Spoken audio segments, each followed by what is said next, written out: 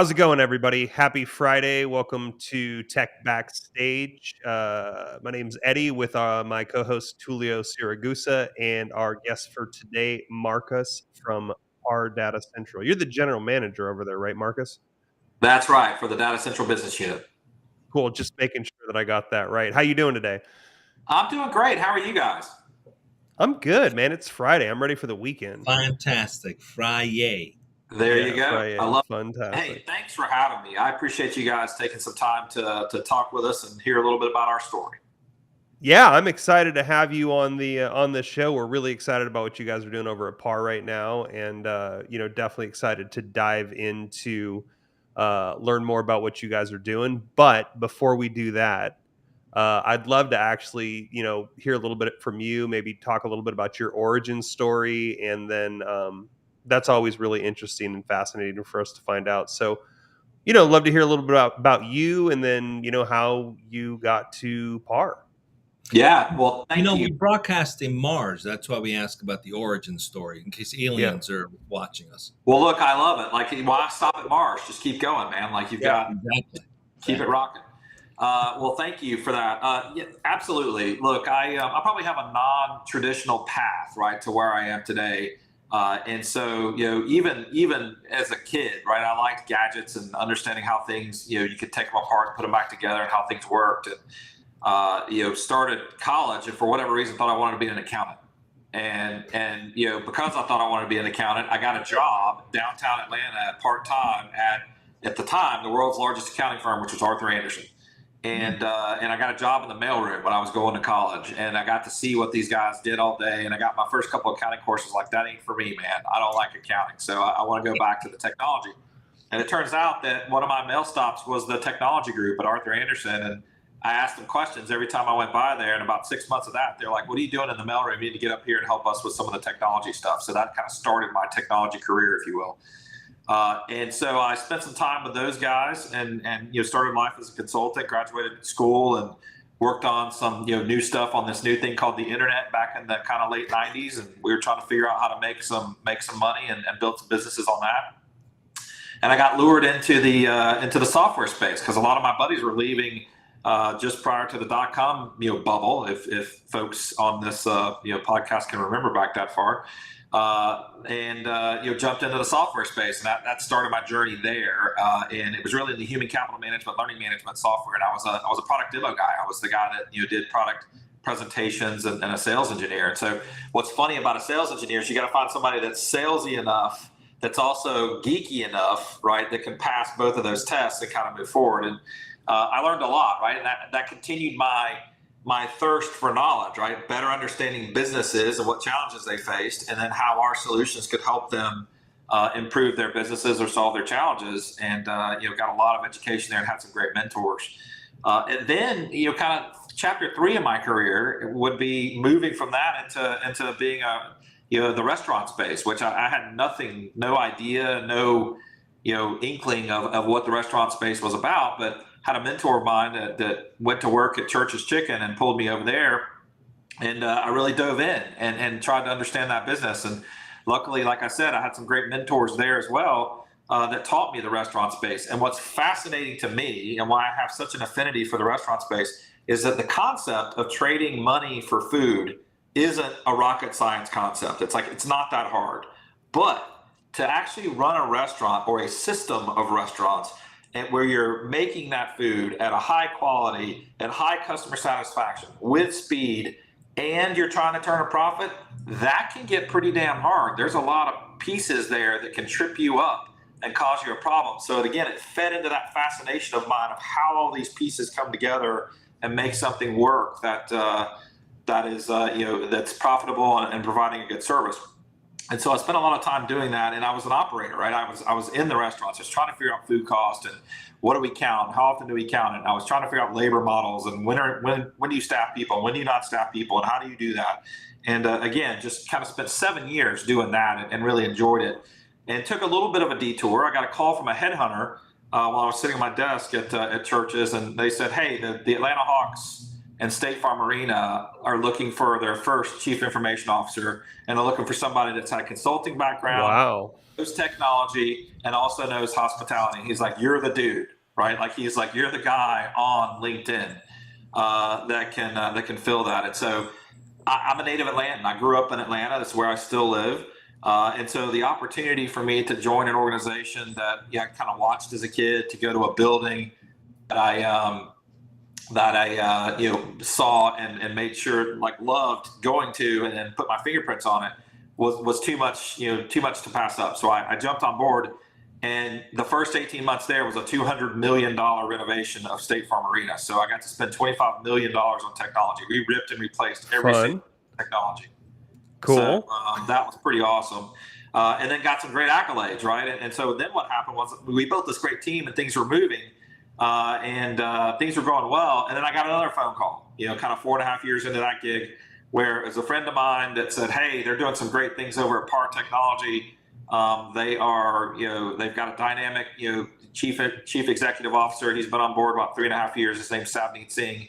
He's doing some really cool things. And I took a call and was enamored by what he was trying to do and the opportunity to jump on board PAR, and more specifically Data Central, which is the back office business unit. So if you think of everything behind, back of house for restaurants, how you manage food and how you manage labor, right? And they've got a solid product. They're doing great things. And guess what? I think the market, especially with what's going on in restaurants around food and labor, is we're ripe to help a lot of restaurants fix their problems. And it was a super exciting opportunity. And so I made the jump. That's cool. So very cool. There's a couple things I think already that you touched on in your origin story that I think are important to really highlight. And I think the first one is that, especially anybody who's ever founded a company before, restaurants, me as the owner of a company, we're always looking for other things to do. And one of the things that a lot of people tell me is be careful of the restaurant space because it is hard to make money over there. And it is easy to make mistakes. Correct. And I'm a big foodie, but it scares me to actually go out and start a restaurant because there's so much startup costs and there's so much that actually goes into making a restaurant before you can even open the doors, right? So I think, you touched on, anytime we're talking about great product technologies, there's always got to be a problem that you're trying to solve, right? Correct. So looking at PAR, let's kind of look at the broad overview here really quick. So you guys are a global restaurant technology company. That's what you bill yourselves as. Correct. For those who are not, maybe entirely familiar with the restaurant space, could you explain that a little bit? I would imagine that you guys aren't just like a POS system or a back of house system. It really sounds like you guys are kind of a full service tech company, but talk a little bit about what that means and what PAR is as a company. Sure. Well, and it's also not the traditional restaurant tech company these days. Right. So PAR has a rich history. It was founded 60 years ago, right? And so some people have seen that PAR name for a while, and it's interesting. Again, Savneet likes to say that most of the executive team weren't alive when PAR was actually founded, which is pretty interesting, the current executive team. And so, while we have this rich history in restaurants, PAR started off as actually a government contractor doing pattern, analysis and recognition. And that's actually what PAR stands for, pattern analysis and recognition, is the PAR. And so it just so happened that they stumbled into the restaurant space way back then because one of the founders' mothers owned a McDonald's franchise. And she was manually doing all of those processes on pencil and paper and adding tax and calculating tax and doing all those things. And so they're problem solvers, and so they built the first point of sale. And I actually had the pleasure earlier this week, we were out in some executive meetings where our founder joined us, and he brought in a prototype of that first point of sale for us to see, which was pretty cool. It's just a nice piece of trivia and a nice piece of history. And so PAR then became more of a hardware manufacturer for a number of years and got into the point of sale space in a big way back in 2015 when they acquired a company called Brink. And then they acquired Data Central at the end of 2019, which gave them kind of the back office side of things. And then they would move into more specifically, loyalty and CRM on the front with the acquisition of Punch. And when you got starting to put those things together, there's a couple more holes that we need to fill. But what we're trying to do is create, unified commerce, meaning all of your sales channels kind of moving into your restaurant, no matter where they're coming from, whether it's people walking in the door, whether it's people doing digital orders and all those things coming through, and having a solution that goes from the very front of that stack to the very back of that stack, including prep, thaw, production, labor, food, employees, all that kind of fun stuff, so that it's a system that seamlessly takes it through, which makes the experience for the restaurateur seamless, but then also translates into making the experience for the customer seamless as well. And so that's what we're working on, committing to, right, and drawing out. And so, back to my days as an operator, one of the biggest things I struggled with was getting all these disparate systems to talk to each other. And so that's what we're trying to solve, is to make sure that there's all these integration and touch points, that they work seamlessly and smoothly, and get rid of some of that pain that former CIOs like myself used to deal with. So one of the things I love about people that come from different industries is that they bring with them a lot of the innovation that they discovered there. As I'm listening to you, I'm hearing a little bit of that experience in the Big Six. At the time you were there, was the Big Six. Right. The biggest of the Big Six. The biggest of the Big Six. I did my round of the Big Six, Big Five, Big Four. But, right. Yes. So, but I mean, I'm sensing a little bit of supply chain, a little bit ERP, a little bit of middleware, all these things that came to life and trying to bring all these disparate systems together for various matured industry today. So I'm just curious, like, what was it like going into this? Like, everything was being done on pencil and paper or spreadsheets. I would have to assume there were probably significant inefficiencies in that. And what was like that moment for the company where they say, you know what, we have an opportunity to go fix this? And, how challenging is it to end up in some kind of Gartner quadrant when you have this kind of disruption that is cross multiple platforms per se? I know there's a lot of questions there. I'm just curious to just kind of paint the picture for us of what was the aha moment that says we can borrow from this, that, and that, and create something that will solve this unified commerce approach to doing things, which a lot of industries struggle with. What that experience was like for you. Yeah, no, I think you're exactly correct. And I think, from my perspective, right, I've been with PAR since December of last year. So I'm a little, almost 7 months in. And so the unfortunate thing for your question is that I wasn't necessarily around when those discussions were happening inside of PAR, right?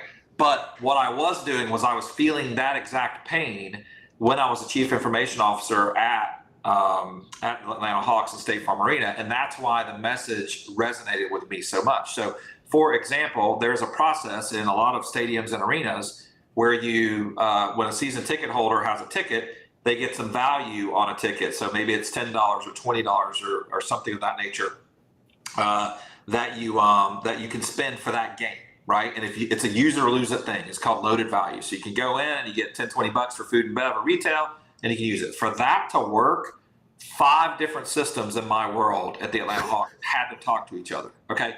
Every single time. Think about how quick that transaction happens. It gets scanned via a barcode reader, right, and then it has to return back the fact that thing has loaded value, and that had to integrate with 5 different systems. And doing that, right, it worked most of the time, but at any given time, there were failure points between those systems that would drop the ball and cause a bad customer experience. And so I worked my way through, bulletproofing that as much as I possibly could.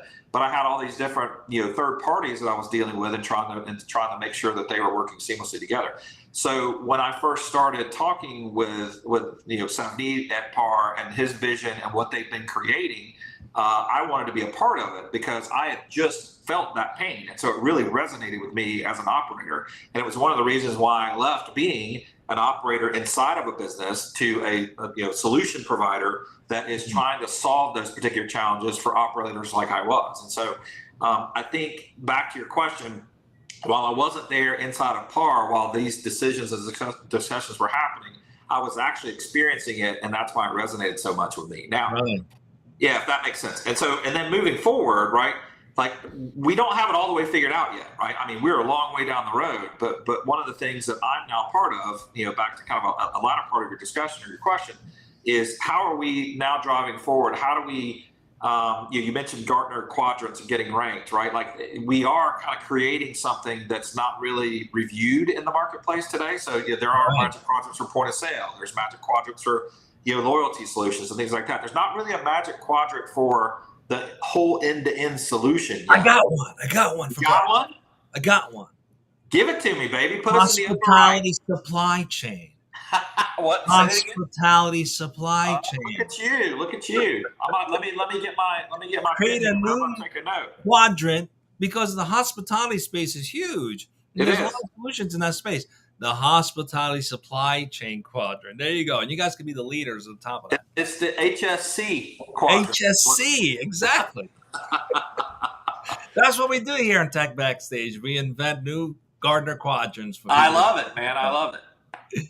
Yeah. So what's that like in terms of marketing this and getting adoptions? I mean, you're going into companies that are used to having 5 disparate systems. They're spending millions of dollars trying to integrate them. That's how the big guys make the money, right? Yep. Systems integrate all the stuff. And you're going in saying, you don't need all that. We can unify it all. Right.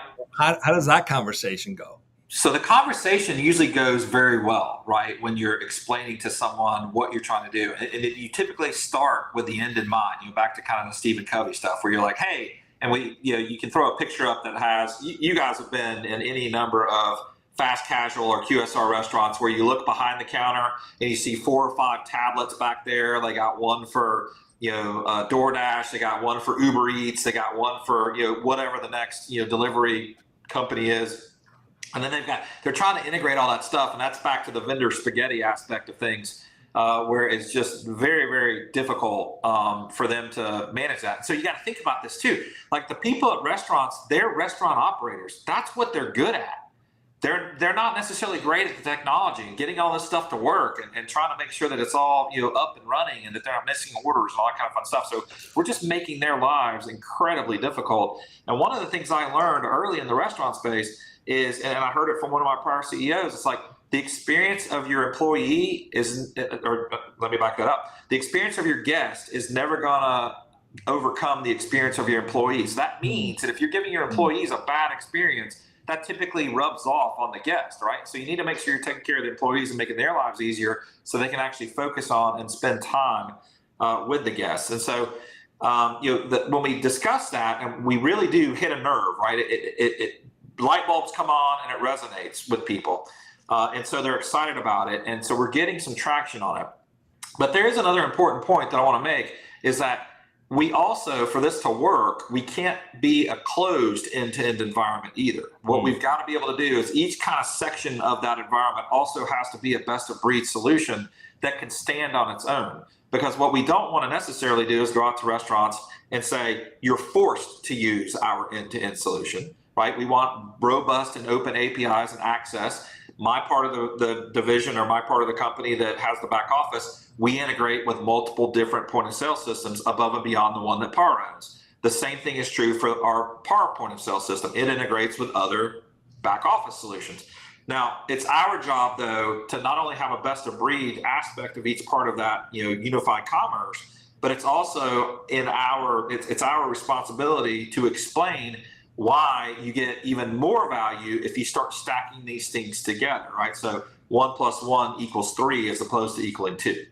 And so, but that's a very important distinction, that we don't want to create a closed ecosystem. We want it to be an ecosystem that people see value in and want to be part of. But then there's going to be certain circumstances where people have their favorite loyalty solution or their favorite point of sale or their favorite back office, and we want to be able to play there too.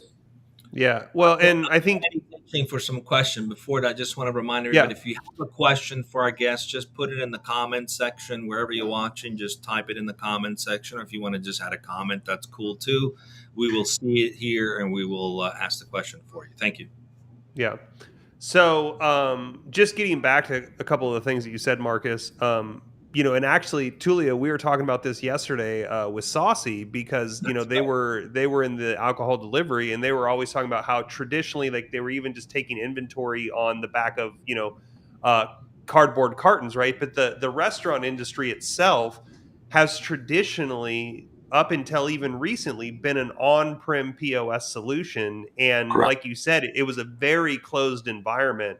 The vendors did not want you to even try to integrate with their systems, right? Which is where companies like PAR actually, in my opinion, you guys have actually been able to create this unique offering, because not only can you do the whole thing, but you can also plug in like where Right. people need you, and that's a huge advantage, right? Because you don't have to sell them the whole thing right at the beginning. You just sell them one piece, and then they like it, and then they bring on the other piece. But um, couple of questions that I do have. I'm kind of the engineering guy around here, so when you guys started, and I know that you said you've only been with PAR recently, but like I'm curious to hear a little bit about how do you go about, you know, getting that integration into, into businesses that are already using an established on-prem solution.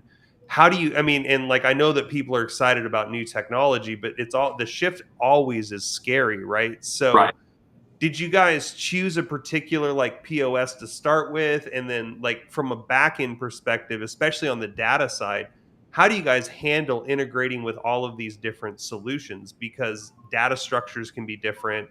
The way, one might be giving you XML, or I mean, who knows? Like maybe even Flat just like file, flat I limited. was gonna say flat files, right? Even better, right?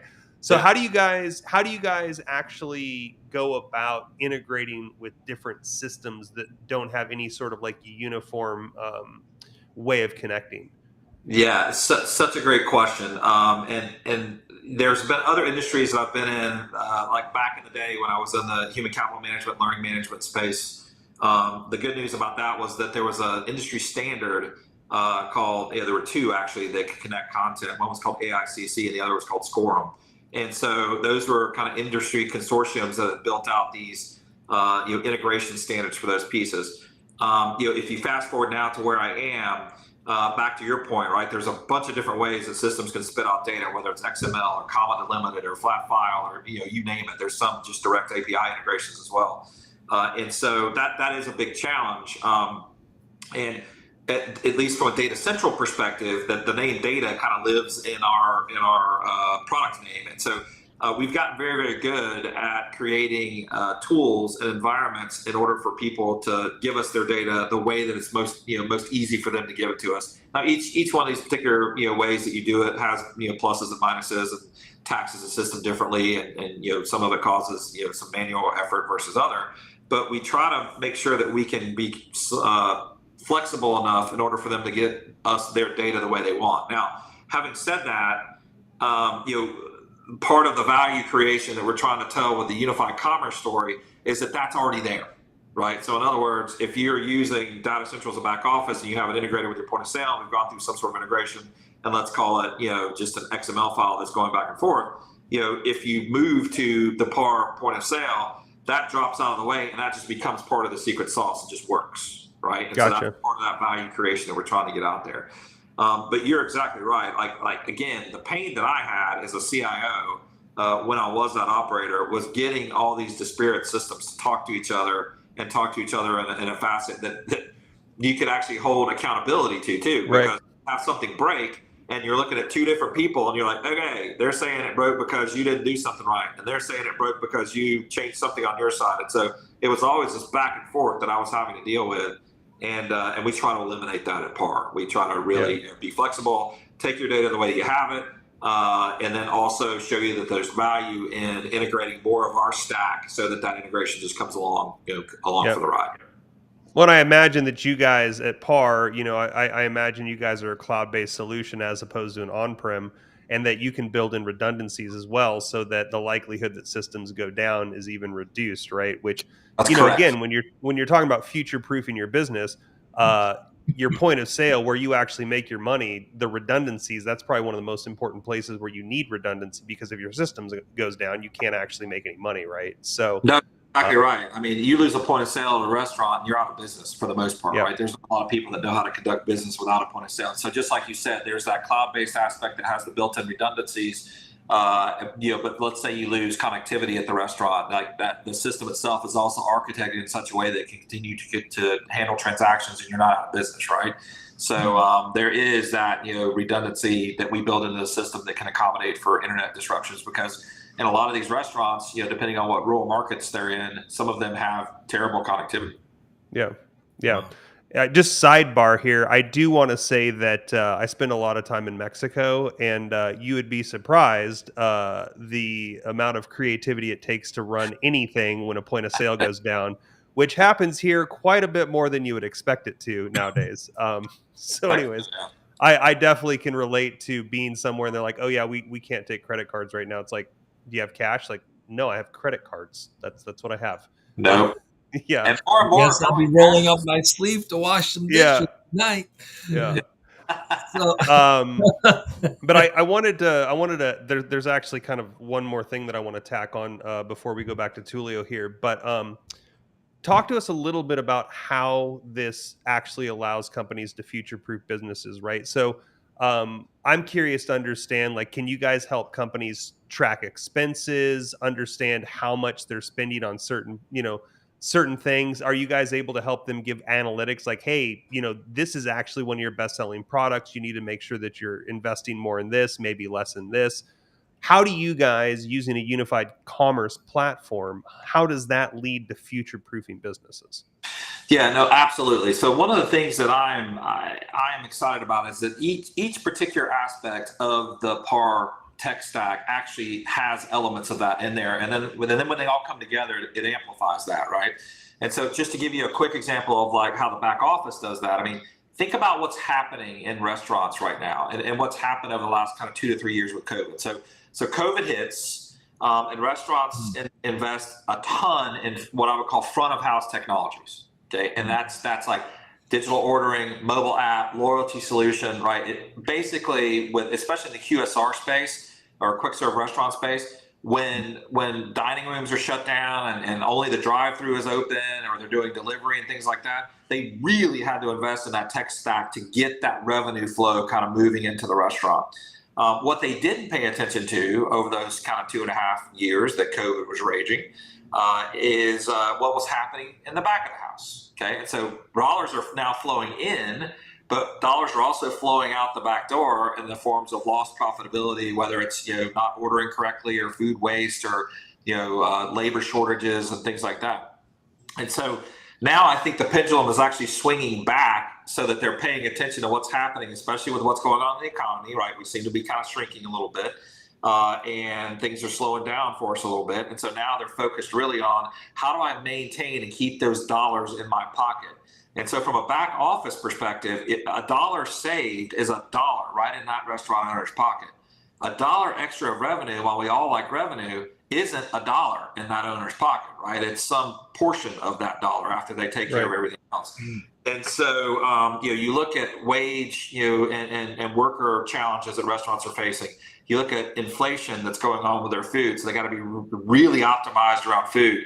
You look at supply chain issues, again, they got to really be optimized around food. If you're not doing that right, you're struggling. So that's kind of just one component, and where we're helping businesses kind of optimize and future-proof themselves. And then if you take it across the whole unified commerce structure, think about, we've got loyalty on the front end, and we want to push out, some sort of limited time offer for the day.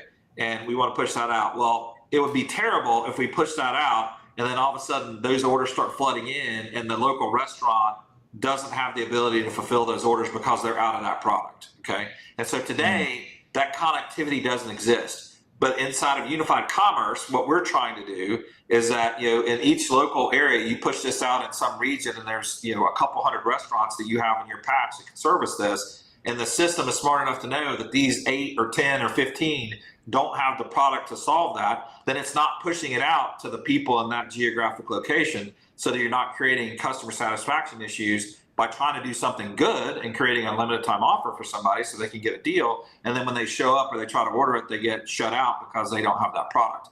Only by having unified commerce can you do something like that. And there's a bunch of other examples like that that can really help us optimize and future-proof businesses as we continue down the unified commerce path.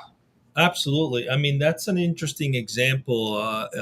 In the University of California Design Thinking program, I'm an advisor to. One of the lessons speaks exactly to a restaurant trying to come up with a promotion like that and pushing avocado. The example was about an avocado and pushing it when it was out of season. So the cost is higher and you're trying to push the promotion when it doesn't align with the right months, and not having the right data, not having designed the system that allows you to be informed on when to properly position these things, ends up costing you a lot of money and waste. So it was an interesting example from a design perspective. Obviously, what you guys are doing is providing the tools to implement that, which is great. We're over time. I have just one final question before we wrap up. It sounds as though their targeted market is the large restaurant chains. What's the thought of bringing this down to the mom and pop restaurants that also desperately need these kinds of capabilities? Is that in the roadmap at some point? It absolutely is in the roadmap. And so the thing that's pretty interesting, the way I would say that is parts of our solution, the mom and pop restaurant chains automatically know that they need, right? It's just kind of ingrained in them. So if you think of point of sale, kind of everybody knows they need a point of sale. Nobody wants to manually calculate tax and do all that kind of fun stuff. So everybody knows, from the smallest mom and pop to the biggest. If you start talking about loyalty and mobile apps and things like that, the smallest mom and pop doesn't necessarily see the value in something like that if they're just a single restaurant. And then back office is kind of the same way, right? Where, hey, I can manage my inventory with pen and paper. I can do my scheduling with pen and paper. You can do that, but it's, again, I would suggest that we could actually add a tremendous amount of value to those particular operators as well. And we're working on taking our tool sets and our messaging in order to get it out there so that they do understand that value. That's on us to help folks understand that there's value to be had in using our solutions if you're a smaller restaurant chain. Now, we do have some experience with it already, because in the restaurant space, especially in the large franchise restaurant space, while, let's take a Dairy Queen, for example. You've got a Dairy Queen, they're a huge system, but inside of their system, they're made up of a lot of franchisees that are individual business owners, okay? And so you've got a Dairy Queen franchisee that owns one Dairy Queen. While they're flying the Dairy Queen flag and they're adhering to Dairy Queen standards, they actually operate very much like a mom and pop restaurant. Right, they have the backing of Dairy Queen, they have all the systems, they have all the right food, they're doing all the right things. But a single restaurant Dairy Queen operator also, may not see as much value in some of the other portions of unified commerce, and that's the job of guys like me and other people inside the organization to make sure that we are crafting the message and crafting solutions that are valuable to them, so that they see that value and we can move that forward as well. Nice. Well, Very cool. Been great to have you with us, Marcus. Pleasure speaking with you. So much to be done. So many industries still trying to digitize and improve their operation. Sounds like you guys are a one-stop shop, at least for the restaurant chains in the hospitality space. Who knows? Maybe Gardner listening will create a hospitality supply chain quadrant. Just HSC quadrant. I look forward to HSC quadrant on the show. You never know. Anyway, it's been great to have you with us. Stay with us as we go off the air in just a second. I'm going to call our producer to talk about what we got coming up. I think we have one show booked so far for next week. What do we got coming up, Carlos? That is correct, Tullio. The one that we have confirmed is for Tuesday, and that is with Owen McAndrews, the solutions engineering at Sprout Social. Sprout Social, a huge company, very interesting. So stay tuned for that one, and of course, keep an eye on social media, because we're going to be announcing soon the upcoming shows once they're confirmed. That being said, please join us right here on Tech Backstage on Tuesday at 11 o'clock in the morning. So don't miss him, and see you then. Thank you. Thanks, everybody. Have a great weekend. Thanks, Marcos. Thank you.